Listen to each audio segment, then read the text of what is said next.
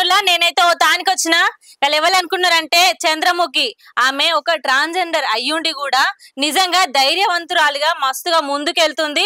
అయితే ఇప్పుడు జూబ్లీస్ ఎలక్షన్ లా మస్తుగా ట్రోల్ అవుతుంది. అసలు ఆ ముచ్చట ఏంది ఏం కథ అనేది వాళ్ళ నరిసి తెలుసుకుందాము. ఎందుకంటే గాళ్ళ మనుషుల మీదనే ఇప్పుడు వెంకటన్న మీద బాగా ట్రోల్ చేస్తారు ఇన్స్టాగ్రామ్ లా. మరి అసలు ఆ ముచ్చట ఏంది ఏం కథ అని తెలుసుకుందామని వాళ్ళ ఇంటి దాకా అయితే వచ్చినోళ్ళ ఇక ఎట్లెట్లనో తొవ్వ దొరికింది నాకు, మీకు కూడా చూపిస్తా రాండ్రి. అక్క నమస్తే. నమస్తే శనార్థి చెల్లె, నువ్వెట్లున్నావు? శనార్థులు అక్క దండాలు. మా ప్రేక్షకులకు కూడా ఏపు శనార్థులందరికీ జూబ్లీల్స్ ఉన్న మా పెద్ద చిన్న అన్న తమ్ముళ్ళు అత్త మామ బావ అందరికి నమస్కారం. అందరికి చెప్పిందిల్లా. అబ్బా సంబరం అయితాందిగా. అయితే ఇప్పుడు జూబ్లీస్ ఎలక్షన్ లా నవీన్ అన్న మరి గెలుస్తాడా గెలవడా? నవీన్ అన్నని గెలిపించుకోవాలి. గెలుస్తాడా కాదు, గెలిపించుకోవాలి. అది మన చేతిలోనే ఉంది. నిందలు ఎన్ని అడ్డంకులు వస్తున్నాయి అసలు అర్థమైతలేదు. అసలు వెంకటన్న ఎవరు, ఈ వెంకట ఎవరు, ఆ వెంకట ఎవరు, ఏం కథ?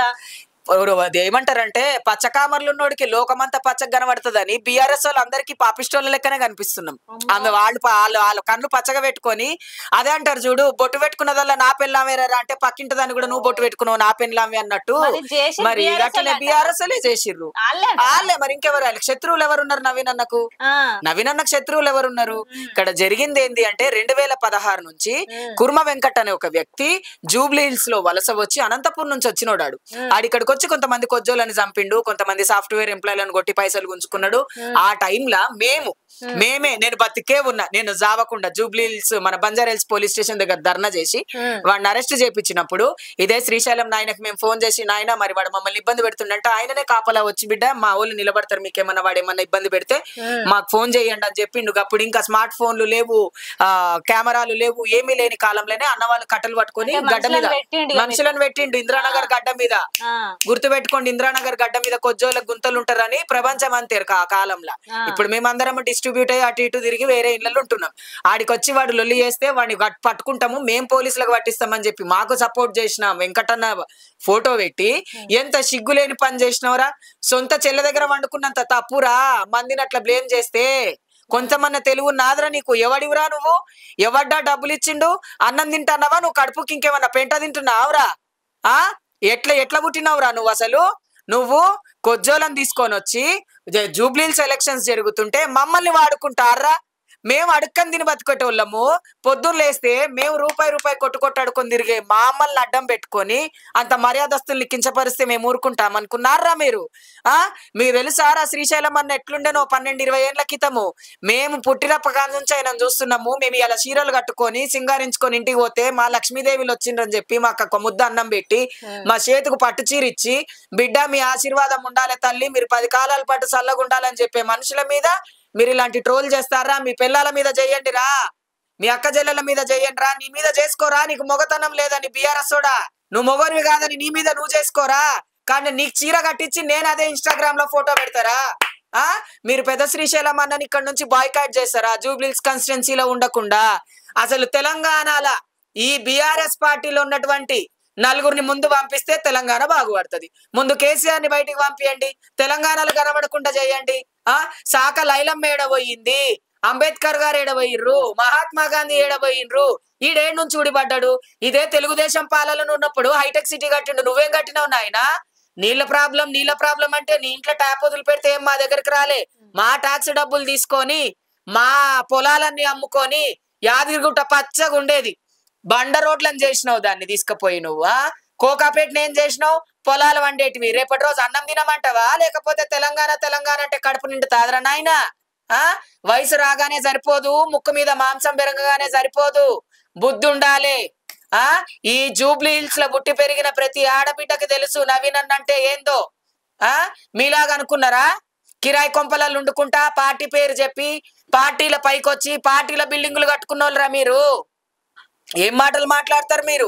ట్రోలింగ్ చేసే ముందు ఆలోచించుకొని ట్రోలింగ్ చేయండి, లేకపోతే మీ అందరికి చీరలు కట్టించి మేం వీడియోలు చేస్తాం నాయనా, మేం వీడియోలు చేస్తాము. ఇప్పుడు నవీన్ అన్న అంత మంచి వ్యక్తి మీద ప్రజలకు మంచి చేయాలని అత్తుండని అందరు అనుకుంటారు. కానీ వాళ్ళు ఎందుకు అట్లా ఇంతగానో ఆయన గెలుస్తాడన్న భయము ఆల్రెడీ సీటు జారిపోయింది, కిరీటం పక్క పోయింది, సెక్రటేరియట్ లో కూర్చొని మంతనాలు చేద్దాం అనుకుంటే సెక్రటేరియట్ లో మా రేవంత్ అన్న వచ్చి కూర్చున్నాడు. అదే అంటారు కదా, పాపం చేసినోడికి పుణ్యం చేసినోడికి దేవుడు చూస్తాడని అంటారు కదా. ఆయన సీఎం అవుదామని రాలేదు, ప్రజలు ఆయనని సీఎం చేసిర్రు. ఈ రోజు నవీన్ అన్న పాలిటిక్స్ లో రావాలనుకోని ఆయన పెరిగిండా, ఆయన చదువుకైనా ఏమన్నా చేయగలడు, కానీ ప్రజలు ఆయనను కోరుకుంటున్నారు. ఈ జూబ్లీహిల్స్ కాన్స్టిట్యున్సీలా ఇప్పుడు మనకు షేక్పేట్ నాలా ఉంది. వర్షాకాలం వచ్చిందంటే ఆ నాలలా ఎంతమంది కొట్టుకుపోయిరు, ఎన్ని దెబ్బలు తగిలినాయి, ఎంతమంది చచ్చిపోయిర్రు. కృష్ణానగర్ కాలువ అవుతుంది, చిన్న మినీ ట్యాంక్ బండ్ అయిపోతుంది వాన పడితే. తాడ్లు అడ్డం కట్టి నలుగురు పోరోళ్ళని నించోబెట్టి అరే వచ్చే పోయేటోళ్ళని జర కాపాడండ్రా అని చెప్పి ఎన్ని చేసిర్రు వాళ్ళు. మీకేం తెలుసు అసలు? బోరబండ అంటే మీకు తెలుసా? బోరబండ లోపల కాలు పెట్టాలంటే భయపడేటోళ్ళకి అప్పుడు ఒకళ్ళు రౌడీలు, అంతమంది రౌడీలు ఉండేటోళ్ళు. వాళ్ళందరు తోకలు కత్తిరించింది ఎవరో తెలుసా? మా నవీన్ అన్న వాళ్ళే. ఇవాళ వాళ్ళందరు జైల్లో ఊసలు లెక్క పెడుతున్నారు. ఇవాళ ప్రజలు గాని, వయసుకొచ్చిన ఆడపిల్లలు గాని అర్ధరాత్రి పూట బోరబండల ధైర్యంగా తిరబోసుకొని తిరుగుతున్నారంటే, ముందు పెట్టుకొని తిరుగుతున్నారంటే మా నవీన్ అన్న వాళ్ళు ఉన్నారనే. ఏ అర్ధరాత్రి అయినా అపరాత్రి అయినా మమ్మల్ని కాపాడడానికి కొంతమంది ఉన్నారన్న ధైర్యంతో. కేవలం మీరు ఓడిపోతారని, ఆల్రెడీ ఓడిపోయినా మీకు సిగ్గు శరం లే, ఇంకా రాలేదు. తుఫాన్ వస్తే సీఎం ఏం చేస్తాడు? మరి నువ్వు ఉన్నప్పుడు ఆ తుఫాను కూడా లేకుండా పోయింది కదా. ఇప్పుడు సీఎం రేవంత్ అన్న అయ్యింటని తుఫాన్ వస్తే పట్టించుకుంటలేరంటే, అత్తగారా రేవంత్ అన్నకేమన్నా వాన వచ్చింది కొట్టుకపోయింది. మరి రైతులకు రుణమాఫీ నువ్వు చేసినవా, లేకపోతే నిన్ను కన్నా నీ అయ్య చేసిండా, నీ కొడుకు చేసిండా, నీ కూతురు చేసిందా? రేవంత్ అన్న రుణమాఫీ చేసిండు. ప్రపంచం మొత్తం సెల్యూట్ కొట్టింది ఆ రోజు తెలంగాణలో రుణమాఫీ చేస్తే. ఆడబిడ్డలు ఈ రోజు బస్ పాస్ లేకుండా ఆ బస్ పాస్ డబ్బులతో చిట్టీలు వేసుకొని చిన్న కమ్మలో ముక్కు పుల్లనో ఏదో చేపించుకుంటారు. ఎవరో మాట్లాడిరు, తులం బంగారం ఇస్తా అన్నాడు, ఇచ్చినే బంగారం ఆయన ఇంట్లో గుడ్లు పెడుతుందా? వాళ్ళ ఇంట్లో బర్రె పెండేసినట్టు ఏమైనా గుడ్లు పెడుతుందా బర్రె?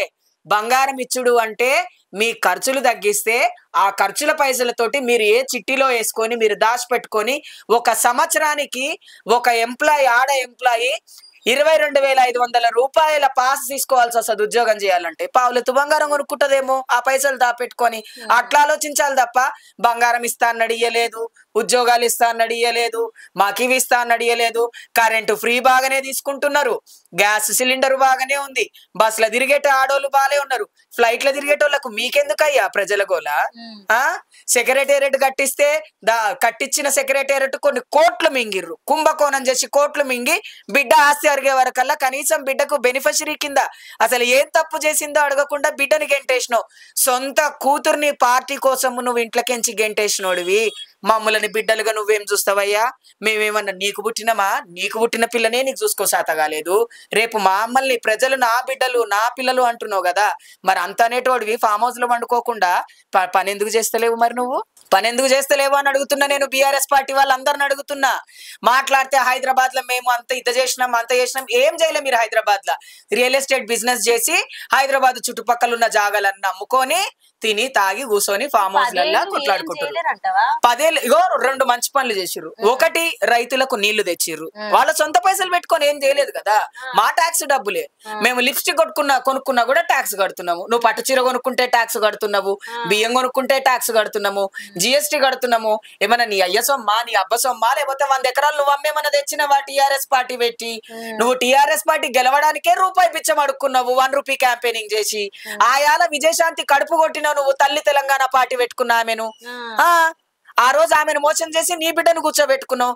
ఇవాళ నీ బిడ్డను కూడా నువ్వే మోసం చేసినావు. ఎందుకు మోసం చేసినావు అంటే కుంభకోణం. దళితుల్ని సీఎం చేస్తానే అంటే ఇప్పుడు దళితులని సీఎం చేయడము చేస్తా అని చెప్పినోడు, మరి దళిత గురించి అంత పెద్ద పుస్తకం రాసిన అంబేద్కర్ గారికి అంత పెద్ద విగ్రహం కట్టించిన ఆయనకు దళితుల మీద ప్రేమ ఎందుకు లేకపోవచ్చు? మరి దళితులని సీఎం చేస్తే దళితులంతా ఒక్కటైతారు, వాళ్ళకి రాజ్యం చేతికొస్తది, రాజ్యాంగం మళ్ళా మొదలు పెడతారు. నీకు నచ్చింది నువ్వు చేసినావు అనుకో ఏముండదు. ఆయన దళితులని ఫస్ట్ సీఎం చేస్తాడో చేయడో నాకు తెలియదు, కానీ కొడుకుని సీఎం చేయడం కోసం కూతురిని పక్క జరిపిండు, అయిపోయాయి. అట్లే ఉంది. బీఆర్ఎస్ పార్టీలో ఉన్న ప్రతి ఒక్క ఎమ్మెల్యేకి నేను ఏం చెప్తా అంటే, మీరు చేసిన తప్పేందంటే కేసీఆర్ చేతుల మొత్తం పెట్టి మీరు తోలుబొమ్మలాట ఆడడం వల్లనే ఈ రోజు ప్రజల్లో మీకు వ్యతిరేకత పెరిగింది. ఈ రోజు కాంగ్రెస్ ప్రభుత్వం అభయహస్తం ఇచ్చి ఇంతమందికి వాళ్ళ బడ్జెట్ లేదు, మీరు లంక బిందెలన్నీ ఖాళీ చేసి లంక వదిలిపెట్టి పోయిర్రు. లంక్ వదిలిపెట్టి మీరు పోయిర్రు. జీతాలు ఆగుతున్నాయా అంటే 4 రోజు ఆగితే 5వ రోజు జీతం వేస్తుండు. పండుగలు ఆగుతున్నాయా అంటే పండుగలు చేస్తుండు. బతుకమ్మ మీరు ఇది చేసి అది చేసి డీజేలు పెట్టి ఇవి చేస్తే మరి ఈ సంవత్సరం ప్రపంచ రికార్డు స్థాయిలో బతుకమ్మని నిలబెట్టిండు మన రేవంత్ అన్న. మరి ఎవరు నిలబెట్టిర్రు? ప్రపంచ స్థాయి గిన్నీస్ వరల్డ్ రికార్డుకి ఎక్కింది మన బతుకమ్మ అంటే. ఒట్టిగానే ఆడపడుచుల గౌరవం బతుకమ్మ అంటే, తెలంగాణ రక్తం బతుకమ్మ అంటే. అలాంటి పండుగలన్నీ చేసిండు.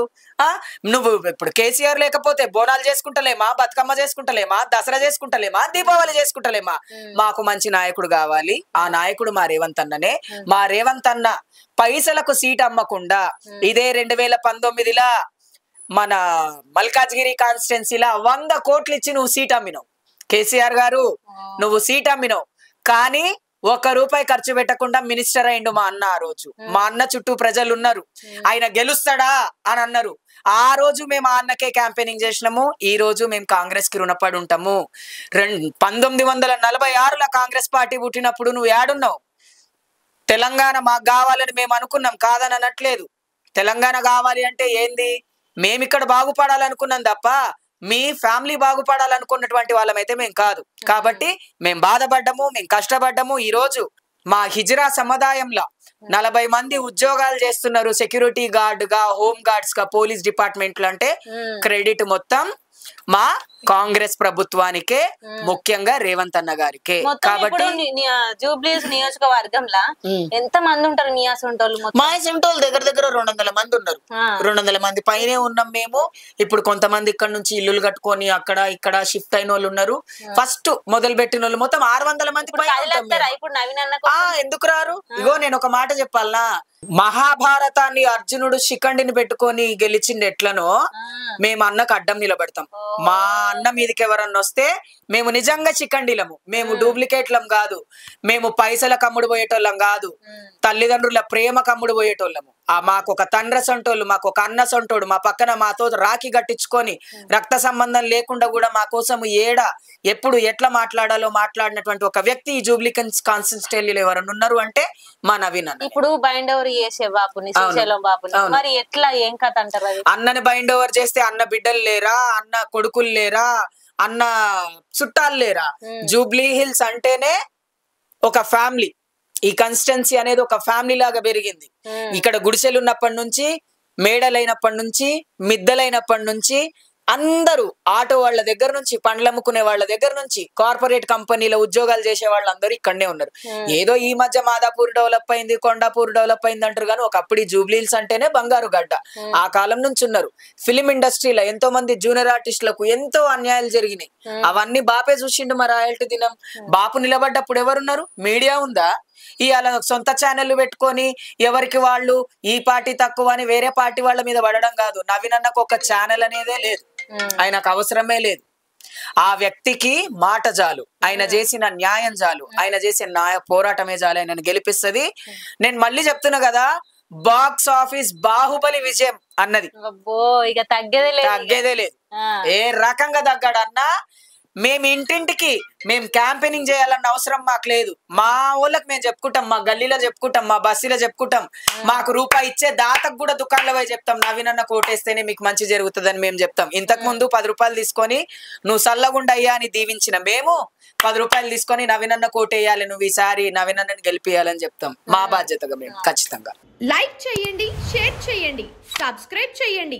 మరిన్ని వీడియోల కోసం బెల్ సింబల్ పై క్లిక్ చేయండి.